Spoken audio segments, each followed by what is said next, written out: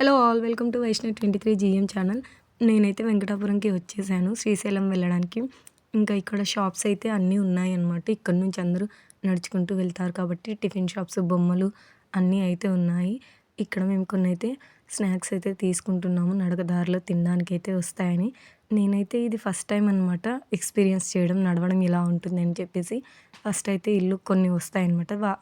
ఆ ఇళ్ళ మధ్యన వెళ్ళాలి.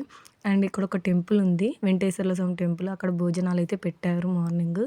ఇంకా ఇక్కడైతే టిఫిన్ చేసామన్నమాట, పొంగలి. అండ్ ఈ పొలాల మధ్య, వరి పొలాల మధ్య నడుచుకుంటూ వెళ్తుంటే ఆ హ్యాపీనెస్ అయితే చాలా బాగుంది. నేనైతే అది ఫస్ట్ టైం అనమాట వరి పొలంలో నడుచుకుంటూ వెళ్ళడం. పొలంలో కూడా ఎప్పుడు దిగలేదు నేనైతే, ఇదే ఫస్ట్ టైం అనమాట. ఎక్స్పీరియన్స్ అయితే ఫుల్ ఆఫ్ ఎమోషన్స్. ఎప్పుడైనా ఒకసారి లైఫ్లో అయితే వెళ్ళాలి. ఇంకా బురదలో, వాటర్లో అలానే నడుచుకుంటూ అయితే వెళ్ళాము. యాక్చువల్గా నాది వాయిస్ పోయింది, అందుకే వీడియోస్ 2-3 డేస్ లేట్ అయిపోతున్నాయి.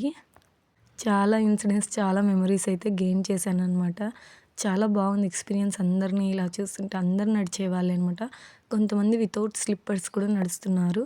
నేను కూడా ఫస్ట్ టైం వితౌట్ స్లిప్పర్సే నడుస్తున్నాను.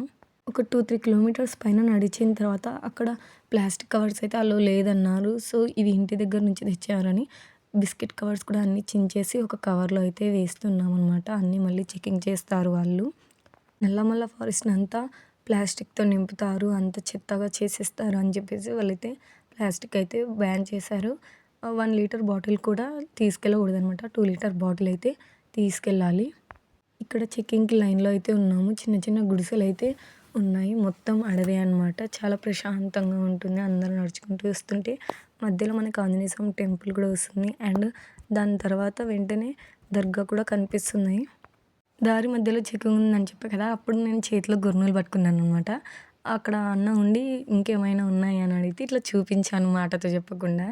ఓన్లీ చేతలో మాటలు లేవు అని అన్నాడు. అదొక కాంప్లిమెంట్ వచ్చిందనమాట నడిచేటప్పుడు. అండ్ మధ్యలో చాలా చోట్ల అయితే భోజనాలు అయితే అరేంజ్ చేస్తారనమాట. భోజనాలు కూడా చాలా బాగుంటాయి. నాగలూటి అని ఒక ప్లేస్ వస్తుందనమాట, అక్కడైతే భోజనాలు ఉంటాయి. మళ్ళీ పెద్ద చెరువు దగ్గర అయితే ఉంటాయి. నాగలూటి దగ్గర ఏమైందంటే నేనైతే భోజనం అయితే వడ్డించాను, అన్నము. ఇదే అనమాట నాగలూటి, భోజనాలు పెడతారు. అన్నం పెట్టేటప్పుడు అందరికి అన్నం పెడుతుంటే ఒక అన్నం పెట్టించుకున్నాడు అనమాట అన్నము. మళ్ళీ తర్వాత నెక్స్ట్ ఆ అన్న వడ్డించడానికి వచ్చారు.